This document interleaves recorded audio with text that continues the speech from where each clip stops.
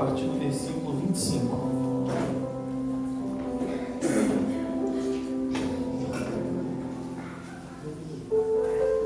Amém? Podemos ler? Acho que vai estar no telão aqui. Havia em Jerusalém um homem cujo nome era Simeão. E este homem era justo e temente a Deus, esperando a consolação de Israel, e o Espírito Santo estava sobre ele. E fora-lhe revelado pelo Espírito Santo que ele não morreria antes de ter visto o Cristo do Senhor. E pelo Espírito foi ao templo, e quando os pais trouxeram o menino Jesus, para com eles procederem segundo o uso da lei, ele então tomou em seus braços e louvou a Deus e disse: Agora, Senhor, despede em paz o teu servo, segundo a tua palavra, pois já os meus olhos viram a tua salvação, a qual tu preparaste perante a face de todos os povos, luz para iluminar as nações e para a glória de teu povo Israel. Até aqui. Pai, muito obrigado por tua palavra, fala conosco, teu Espírito Santo continue a falar aos nossos corações nessa manhã. Nós oramos assim no nome de Jesus. Amém. Irmãos, o tema dessa mensagem é características de quem Deus ouve. É muito bom ser ouvido, sim ou não? Quando a gente fala, seja na nossa casa, seja por causa da nossa reputação, da nossa vida dentro do nosso trabalho, a gente fala e nossa palavra tem peso para atender em alguma solicitação, né? E com Deus é a mesma coisa. Como é bom, né, quando a Bíblia fala assim que Enoque andou com Deus e Deus o tomou para si. Quer dizer, ele ficou tão próximo, né, de Deus que Deus o tomou, né? E no decorrer da nossa vida, talvez não aconteça mais aqui como aconteceu com Enoque, mas quantas pessoas, né, que conseguem andar com Deus de uma maneira tão extraordinária, uma intimidade tão grande, né? E essa palavra vai falar exatamente, a gente vai ver algumas coisas aqui, alguns princípios, algumas observações que talvez você já até conheça, mas que vai te relembrar, né, alguma coisa que Deus quer falar ao teu coração, né, sobre a questão de ser ouvido por Deus.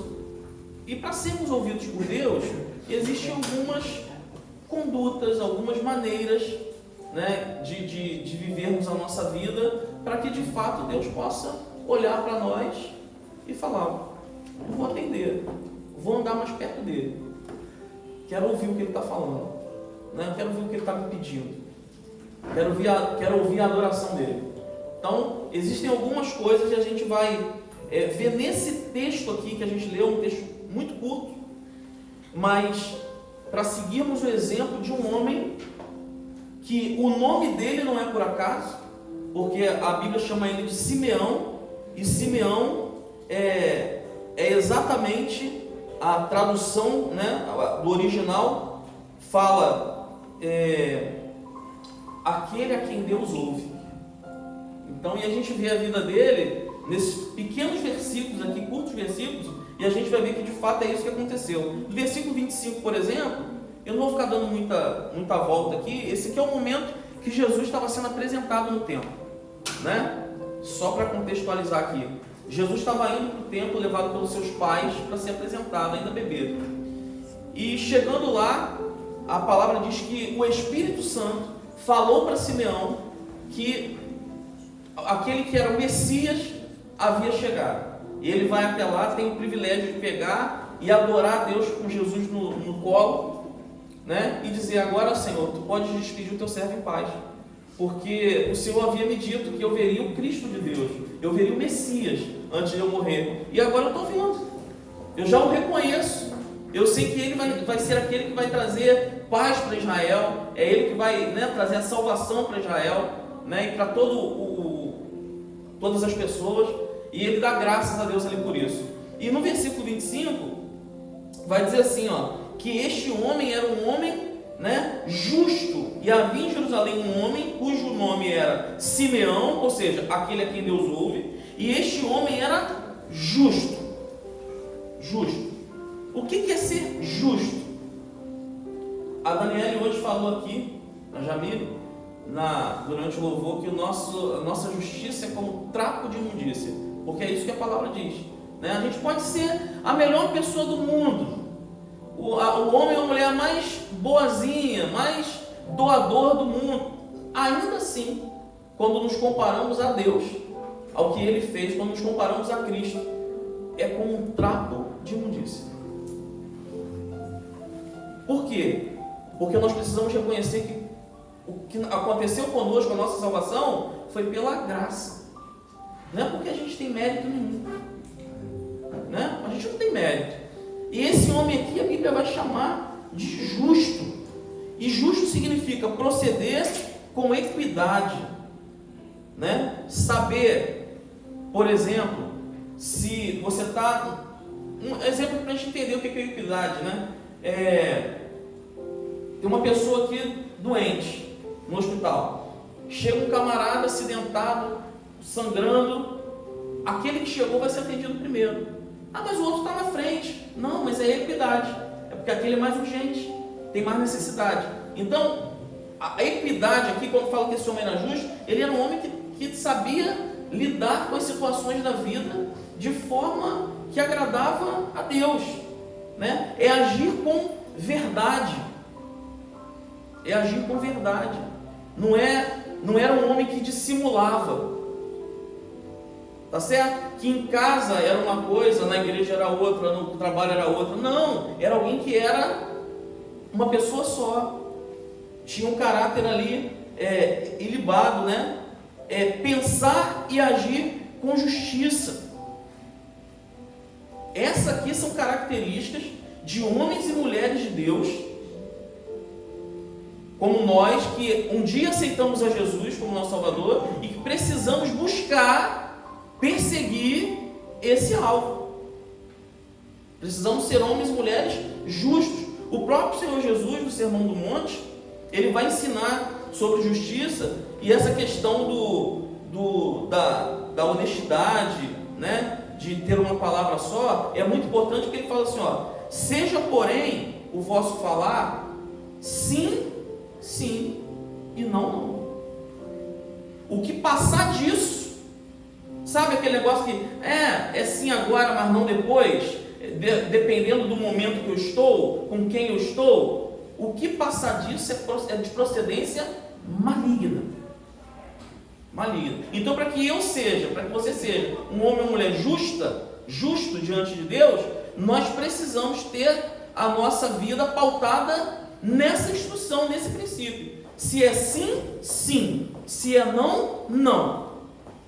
Independente do que está acontecendo à minha volta, da minha necessidade no momento. Não é a necessidade que vai determinar quem eu sou, que vai determinar o meu caráter. Amém, irmãos? Então aqui é um homem que tem um caráter justo, né? Fala aqui de caráter. O que é caráter? É a qualidade, né? É um conjunto de qualidades boas e ruins que alguém tem, ou que um povo tem. Está lá no dicionário. Isso é caráter, né? Então, o teu caráter é formado agora. Quanto mais características ruins, qualidades ruins você tem, alguém vai dizer, você é um mau caráter. E não cabe para crentes em Jesus Cristo, para alguém que um dia entregou a sua vida a Cristo, ser chamado ou ser olhado como um mau caráter. Amém? Sim ou não, irmãos? Não cabe. Não vou ser chamado de justo, vou ser chamado de mau caráter. E isso é terrível, irmãos.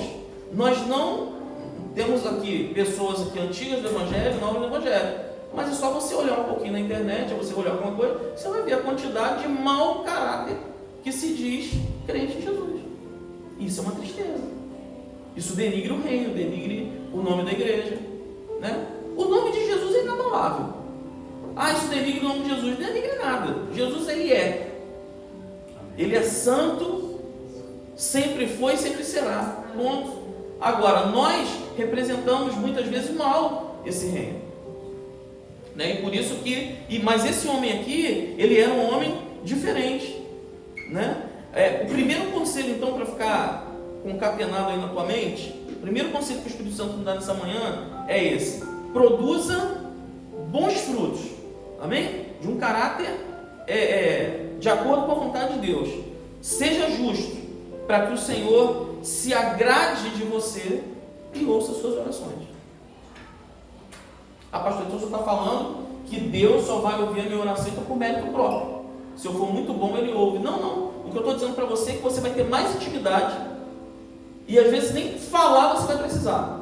O simples fato de você ser um homem justo, reto, que está buscando ser cada dia melhor na presença de Deus, vai fazer com que Deus repouse a mão dele sobre você, derramando bênção sobre a sua vida. Perfeito ninguém é, não seremos aqui, mas nós precisamos perseguir isso. E Deus olha e fala, ele não é o que deveria ser ainda, mas ele está caminhando. Amém? É de glória em glória, de fé em fé, e a gente vai crescendo na presença do Senhor. Segunda coisa que eu observo está ainda no versículo 25. Ele era temente a Deus. Temer a Deus significa reverenciá-lo. Temer a Deus é entender quem Deus é. Eu não me aproximo de Deus de qualquer maneira. Lembra de Deus com Moisés? Moisés, tira a sandália dos teus pés.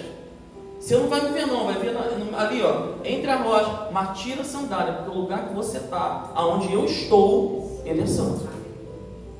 Então quando eu entro por essa porta, ou quando eu ando na rua, porque se Deus está comigo na rua, então quando eu ando na rua, eu tenho que ter temor.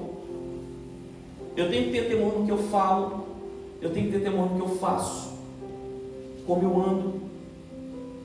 Eu tenho que ter temor nas minhas vestimentas, eu tenho que ter temor nas minhas palavras, eu tenho que ter temor nos meus olhos, naquilo que eu vejo.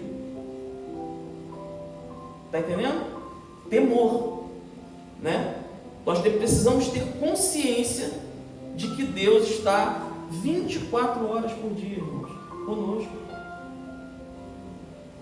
A gente tem uma impressão errada de como se a gente fizesse alguma coisa ruim, né, e Deus saísse correndo, se afastasse. Não, ele está o tempo inteiro, ele vê tudo, ele está em todo lugar. Pastor, ele está lá dentro do botequim, ele está lá dentro da danceteria, lá no... Tá. Ele não se manifesta, porque ele não pode se manifestar num lugar desse. Mas ele está lá, ele está te vendo, aonde você estiver. Então, isso não significa, irmãos, viver. Eu estou no Evangelho há muito tempo, né? Algum tempo, talvez aqui igual a poucos, né? 40 anos no Evangelho. E vivi tempos na minha vida. E já pertenci a lugares que a teologia era meio que a teologia do medo, né? Colocam um fardo, um peso sobre as pessoas, que as pessoas caminham com Deus com medo. Mas não é isso, temor não é isso. Não é eu ter medo, como eu disse no início, é reverenciar, eu saber quem eu sou e quem Ele é. Ele é digno de toda honra, toda adoração, todo respeito. Ele é digno de que eu vá mudando a minha vida para chegar mais perto do que Ele deseja que eu seja. Não é medo, isso é temor, né?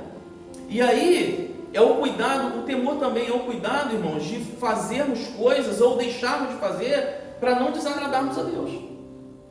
Se eu sei que eu vou fazer algo que vai desagradar a Deus, eu não faço.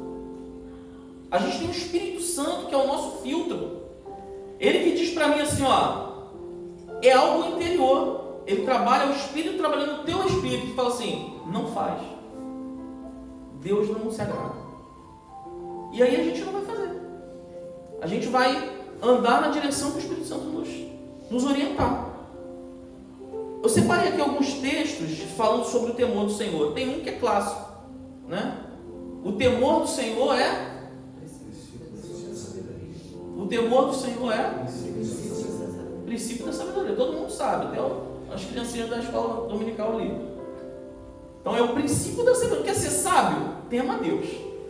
Se você não teme a Deus, você é um tolo. Você vai passar tempo na vida, né? Porque Deus é justo, Ele não deixa as coisas de qualquer maneira. E aí aqui está assim, Provérbios 19, 23. O temor do Senhor encaminha, porque o temor, irmão, rapidamente, ele traz livramento. Você sabia disso? Olha, isso é um princípio de Deus. O temor do Senhor encaminha para a vida.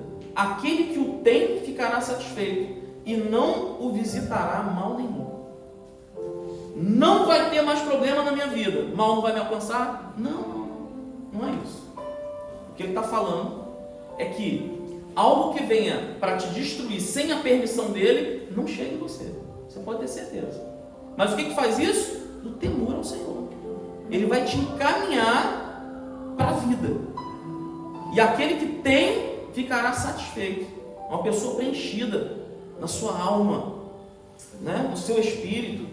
Pela misericórdia e verdade, a iniquidade é perdoada. E pelo temor do Senhor, os homens se desviam do pecado. Não está falando que alguém é perdoado do pecado. Se desvia, nem sequer peca, por causa do temor. Então é livramento. O temor do Senhor, no temor do Senhor, há firme confiança, e ele será um refúgio para os seus filhos. Provérbios 14, 27. No temor do Senhor, há firme confiança, e será refúgio para os seus filhos. Olha como é que isso é abrangente, irmão. Não pega só você não, pega a tua descendência. O temor do Senhor é uma coisa espetacular. O temor do Senhor é a fonte de vida, para desviar dos laços da morte.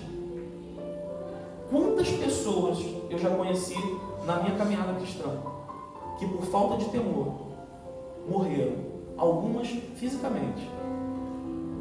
Eu me lembro, eu acho que meu filho já deve ter ouvido eu falar isso, mas em casa 1000, mas nas igrejas eu acho que umas 4.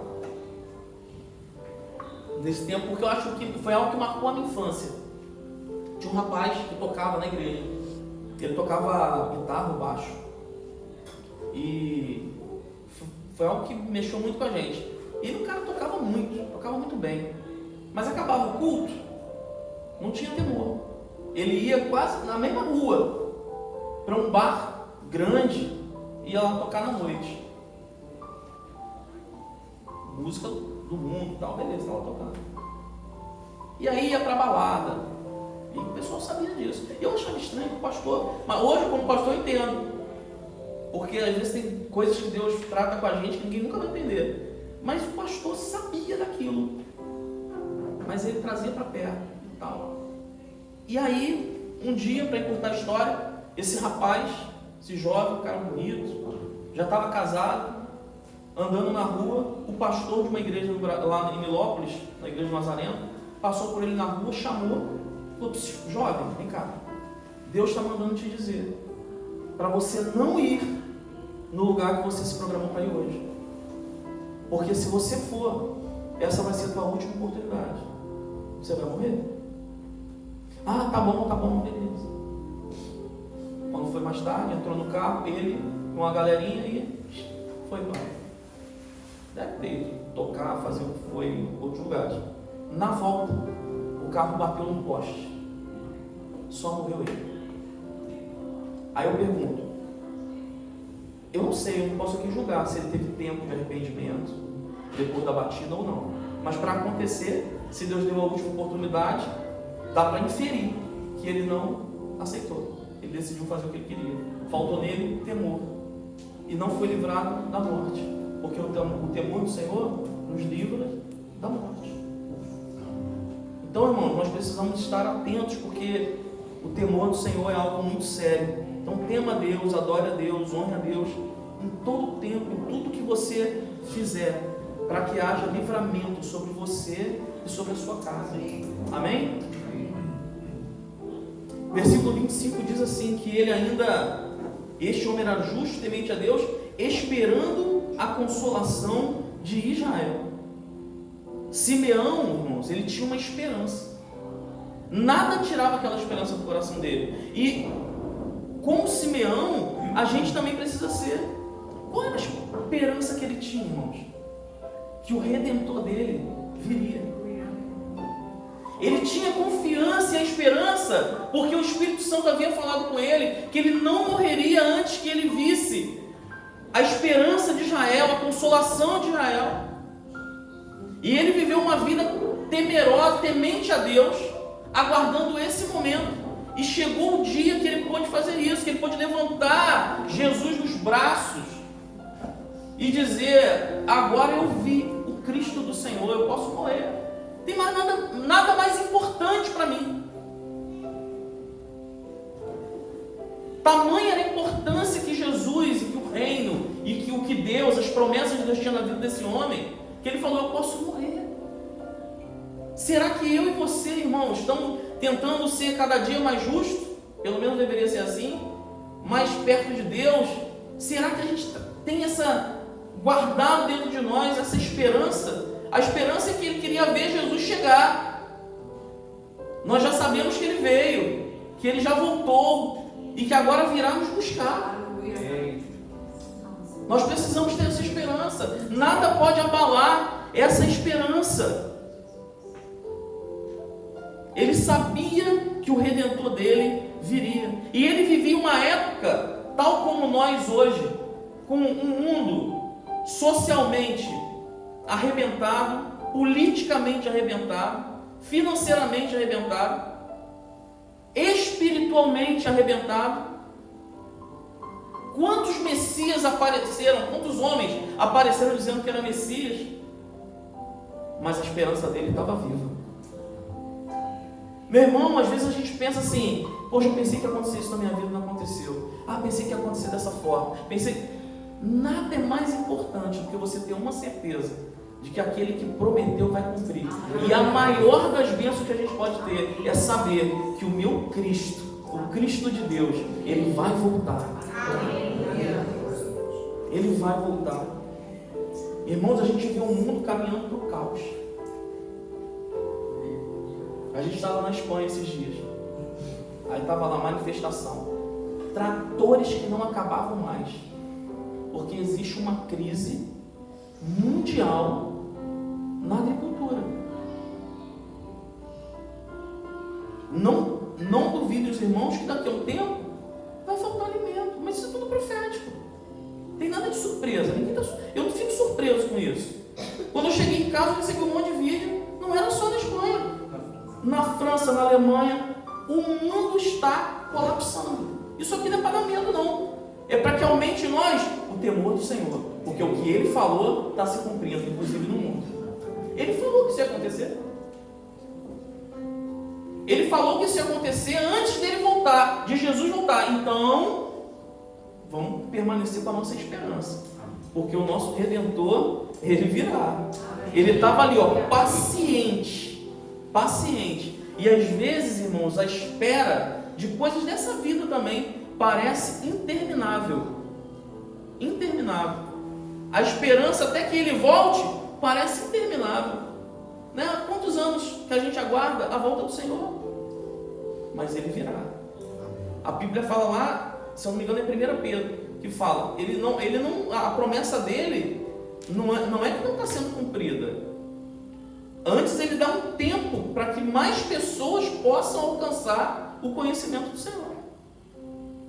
Muitos a têm por tardia, mas Deus não age fora do tempo. E Jesus virá. Assim como apareceu para ele, a gente também vai entender isso. Quer ver outra pessoa que caminhou ali com Deus e que teve essa mesma experiência que esse homem teve? Jó. Jó era um homem justo, temente a Deus, que se desviava do mal. Qual foi a palavra de Jó lá em 19, 25 e 26? Porque eu sei que o meu Redentor vive e que por fim se levantará sobre a terra. E aí ele completa e fala: e depois de consumida a minha pele, contudo ainda em minha carne verei a Deus. Meu irmão, está chegando a hora da gente olhar para Ele face a face, como Ele é, vê-lo como Ele é, como diz a palavra. A esperança não pode ser abalada. Então, o terceiro conselho do Espírito Santo para nós nessa manhã: tenham a esperança na pessoa certa. Você está entendendo que a esperança não está no governo, em nada, na igreja. A esperança está numa pessoa, Jesus Cristo. Jesus Cristo. A nossa esperança precisa estar nele. Agora, versículo 25 ainda, diz assim, havia em Jerusalém um homem cujo nome era Simeão, homem justo, temente a Deus, esperava a consolação, e ele continua, e o Espírito Santo estava sobre ele. Isso aqui é um diferencial. Isso aqui é um diferencial para nós como igreja, como que eles conhecem o Senhor. Simeão, que era um homem a quem Deus ouvia, era um homem que tinha e era cheio da unção do Espírito Santo de Deus. A unção do Espírito Santo, ela vai te fortalecer e vai te capacitar para passar por essa jornada da tua vida de quantos anos Deus te deu. Que eu não sei quantos anos Deus te deu. Eu já estou nos 47. Talvez tenha alguém aqui com mais do que eu já. Qual tempo? Para passarmos esse tempo, é o Espírito Santo sobre nós que vai nos fortalecer. Porque sem o Espírito Santo, irmãos, nós não aguentamos. Nós sucumbimos. Mas eu não morri, pastor. Fiquei tanto tempo da minha vida sem Jesus, mas não morri. Não morreu, mas estava infeliz, estava com o coração triste. Amarguras, coisas que machucavam a nossa alma, porque não perdoava, porque não é isso. Aí Jesus vem, passa o sangue dele sobre nós e vai limpando tudo, vai tirando a mágoa, vai tirando o rancor, vai fazendo a gente viver uma vida totalmente diferente. É para isso que serve, o Espírito Santo sobre nós, ele te fortalece para esperar sem perder a fé. Ele te capacita para vencer o adversário. Isso tudo você só consegue com a unção do Espírito Santo sobre você. Você precisa do Espírito Santo. O Espírito Santo na sua vida, a presença dele, na verdade, irmãos, é um bálsamo que nos sustenta. No momento de angústia, que era para você estar chorando, você tem uma alegria que você não entende. Por quê? Uma paz interior que ninguém consegue explicar. Às vezes nem você. A mente fica tão separada do Espírito que fala assim, a razão, cara, era para eu estar chorando. Era para eu estar arrancando a roupa de nervoso. Mas não, estou bem. Como assim? É o Espírito Santo. É o Espírito Santo sobre nós. Então, busque a unção do Espírito Santo. Preciso falar isso. Te capacita a se santificar. A gente falou de santificação lá no início. Quem vai te capacitar a se santificar é o Espírito Santo. Sozinho você não consegue. A carne, irmãos, quer outras coisas. A carne te puxa para longe de Deus. Por isso tem uma briga entre a carne e o Espírito. Mas se você estiver cheio do Espírito, quem é que você está alimentando mais? A carne ou o Espírito? Se estiver alimentando mais a carne vai vencer. Agora, se você estiver alimentando mais o Espírito vai vencer. Então, alimente mais o Espírito. Leia mais a Bíblia, ore mais, jejue mais, busque a presença de Deus, adore mais, agradeça mais. Então, quarto conselho, busque a unção do Espírito Santo de Deus através da santificação.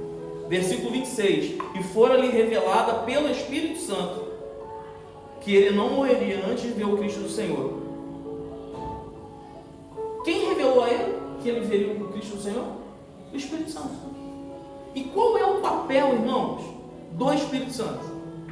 Jesus foi para o Pai e falou, vou deixar outro Consolador. Outro é igual, Consolador, e ele vos guiará em toda a verdade. Quem te guia é o Espírito Santo. Então é ele que te fala, vai para tal lugar, como fez para ele, vai para tal lugar que você vai ver o Cristo do Senhor, ponto. E naquele dia ele foi. Para mim, para você, faça isso, não faça aquilo, tome essa atitude, não tome essa, compre, não compre. É o Espírito Santo que faz isso com você. Pastor, só o Espírito Santo? Claro que é o Espírito Santo, mas ele age também no teu intelecto. Ele vai falar aqui com você. Tá certo? Você vai tomar as decisões, mas decisões pautadas na direção do Espírito. Não é que tudo na vida tenha que ser profecia. Para comprar um carro, Deus tem que usar um vale comigo. Não preciso disso. Ele pode, mas eu não preciso disso. Por quê? Porque o Espírito fala comigo, ó, na minha mente. Leandro, não faça. Leandro, faça.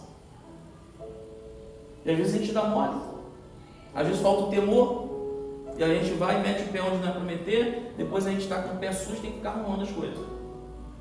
Porque a gente está fazendo do nosso jeito. Que a gente pensa muito, não, mas o meu intelecto, Deus está falando, será que está? Então você tem que ter certeza de que o Espírito Santo está direcionando a tua vida. Então foi revelado pelo Espírito a ele, né? Então Deus, ele vai trazer revelações novas para você, amém? Amém? Revelações novas do que você deve fazer, de como você deve agir. Existem situações, irmão, na vida da gente que a gente não sabe como fazer. Há pouco tempo atrás, eu tinha uma situação que eu tinha que resolver no Brasil em relação à igreja no Brasil. Eu falei, não sei o que fazer. Não sei. Não é porque eu sou pastor que eu tenho que saber de tudo, eu não sabia. Eu falei, Senhor, me ajuda. Me faz alguma coisa, me fala alguma coisa. E Deus, ele é tão maravilhoso que ele mesmo mexeu peça que eu nem imaginava. Eu fico imaginando assim, eu na frente de um quebra-cabeça e as pecinhas mexendo sozinhas. Por que isso? É isso. As peças se mexeram, tá lá, tá. Tem coisas para resolver, mas tá amenizada a situação, tá tranquilo. Acabou o problema. Na tua vida não é diferente, meu irmão. Às vezes tem coisa que está tudo borbulhando, não sabe o que fazer. Pede a direção do Espírito. Às vezes para um pouco e espera Deus fazer. Espera o Espírito Santo fazer. Movimentar as peças. Mas a gente quer meter a mão e fazer tudo. Eu não sei nem por que eu estou falando isso aqui, irmãos. Estou falando isso aqui porque Deus está mandando falar. Não sai metendo a mão em peça antes da hora. Calma. Deixa o Espírito Santo ir organizando a coisa. Deus vai colocar as peças certas na tua frente para encaixar tudo certinho. Amém? Amém. E pelo Espírito ele foi ao templo. Está lá no versículo 27. Pelo Espírito ele foi ao templo. Então é isso que eu tenho falado aqui. A presença do Espírito Santo traz direção. Agora, Simeão tinha um objetivo. Qual era o objetivo de Simeão? Ver o Redentor. Ele guardou a vida dele toda, falando, meu objetivo é ver. Depois que eu cumprir esse objetivo, o meu alvo é esse. Depois eu posso morrer. O objetivo era esse. O que eu quero falar para você aqui que Deus colocou no meu coração? O Espírito Santo, ele trouxe direção, guiou ele para o templo, mas já existia nele o desejo de ver aquilo acontecer. Com você, tenha objetivos, mas apresente-os a Deus. Amém. E o Espírito Santo vai te levar até lá, se essa for a vontade de Deus. Se ele não te levar, é porque não é para ser. Vai acontecer na sua vida, e eu declaro isso no nome de Jesus, está lá em Isaías 58, 11. E o Senhor te guiará continuamente, e fartará a tua alma em lugares áridos, e fortificará os teus ossos, e será como um jardim regado, e como um manancial, cujas águas nunca faltam. Aleluia. Sabe o que é manancial, meu irmão? Não acaba. Você vai ter para você e vai ter para doar. Você vai ter para você e vai ter para abençoar. Você vai ser como um manancial cujas águas nunca faltam. Aleluia. Palavra do Senhor no Novo Testamento, mas quando vier aquele Espírito de verdade, ele vos guiará em toda a verdade. Ele não vai te enganar, irmão. Ele não vai te levar para caminho enganoso. Por isso que a Bíblia fala assim, o que é de Deus traz paz, né? Deus é um Deus de paz. Por quê? O Espírito Santo vai te direcionar e vai trazer paz. A coisa vai fluir. Quando a coisa fica muito agarrada, meu irmão, para um pouquinho. Passa um óleo na engrenagem, não é assim, Rodrigo? Tem que passar um olhinho lá para poder. O óleo é o Espírito. Garrou, Senhor, preciso da unção agora. Não vou sozinho, porque senão eu vou quebrar isso aqui. E aí deixa o Espírito Santo falar ao teu coração. Ele guiará em toda a verdade, porque não falará de si mesmo, mas dirá tudo o que tiver ouvido e vos anunciará o que há de vir. Conselho do Espírito Santo: busque direção do Espírito Santo na sua vida, porque é a única direção segura. Ele vos guiará em toda a verdade. Amém? Eu já estou caminhando para o final aqui, deixa eu só... Versículo 30, diz assim, ó: os meus olhos viram a tua salvação. Ele falando com Deus, Simeão, né? Falando, meus olhos viram a tua salvação. A visão de Simeão.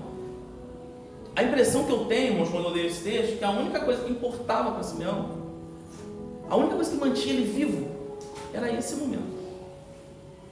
Senão já teria morrido. Tipo, quando ele vê, ele fala: Senhor, é só isso, pode me despedir em paz. Estou cansado, já estou velho. Sabe?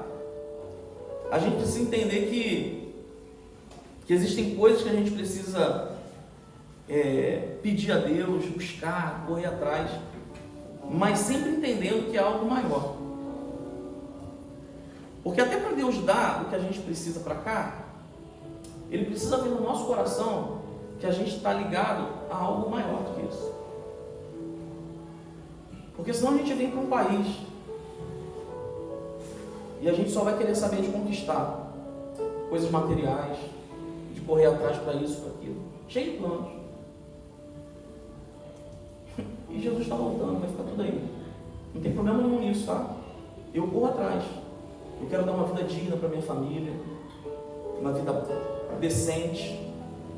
Corra atrás dos seus sonhos aqui também, mas precisa ter algo maior. E algo maior é a eternidade com Deus. Lembra daquele homem que tinha um celeiro, encheu, aumentou o celeiro, encheu mais ainda. E aí ele fala com ele mesmo, com a alma dele: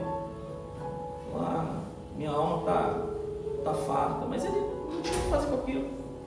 E aí o Senhor vem e fala, Deus usa uma expressão que eu não estou me recordando agora na palavra, mas uma palavra dura: louco, né?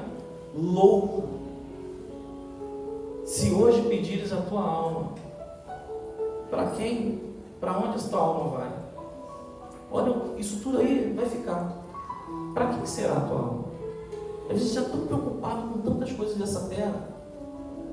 Eu tenho que batalhar para ter com o sentimento de que se eu tiver que deixar agora por causa dele, eu deixo tudo. Você está entendendo? O que é mais importante para nós é ele. É estar com ele. Eu faço tudo para viver bem aqui. Eu estudo, eu tenho um bom emprego, eu corro atrás, mas eu quero a qualquer momento poder dizer o que Simeão e o que Jó falou: eu sei que o meu Redentor vive e por fim se levantará. Quando ele se levantar do trono dele para vir buscar a igreja, meu irmão, eu quero ser o primeiro. Eu quero ser o primeiro, e como a Bíblia fala que eu vou ter que apresentar vocês, eu quero levar essa galera toda comigo, assim: Senhor, está aí, ó, só me deu eles. Que não fique nenhum, irmãos. Amém. Que sejamos esses poucos, mas que possamos ir todos. Amém. Amém? O Senhor não quer perder ninguém. Olha o que Paulo fala. Paulo diz assim: porque para mim o viver é Cristo e o morrer é ganho. Olha a mentalidade de Paulo. O que Paulo alcançou? Eu tenho tudo. Ele construía tendas, ele tinha a vida dele, ele evangelizava, pregava, foi ao terceiro céu. Por ele ficava lá, mas por causa da igreja ele voltava. Tudo bem, eu volto por causa da igreja, para poder falar mais de Jesus para os outros. Mas eu queria estar lá, eu vi coisas inefáveis. Só que é o seguinte: para mim o viver agora é Cristo. Tudo pode vir junto, trabalho, escola, família, vem junto, está tudo bem. Mas para mim o viver é Cristo. E o morrer é o lucro, que eu vou voltar para Ele. Eu vou ver lá o que eu vi lá, coisas inefáveis. Morrer para mim é lucro. E aí eu queria fechar essa mensagem aqui dizendo que valeu a pena para Simeão. Valeu a pena para ele ser justo. Valeu a pena para ele ser temente a Deus? Valeu a pena para ele ter a unção do Espírito Santo para dirigir a vida dele? Valeu ou não valeu? Valeu. Eu quero dizer para você, meu irmão, vai valer a pena.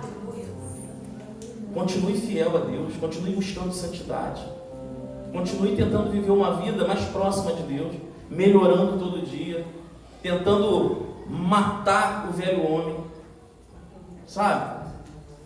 Esse velho homem que só te dá trabalho, esse velho homem que quando levanta só te faz passar vergonha, que a gente fala assim, morreu, mas o infeliz levanta de vez em quando, só está desmaiado.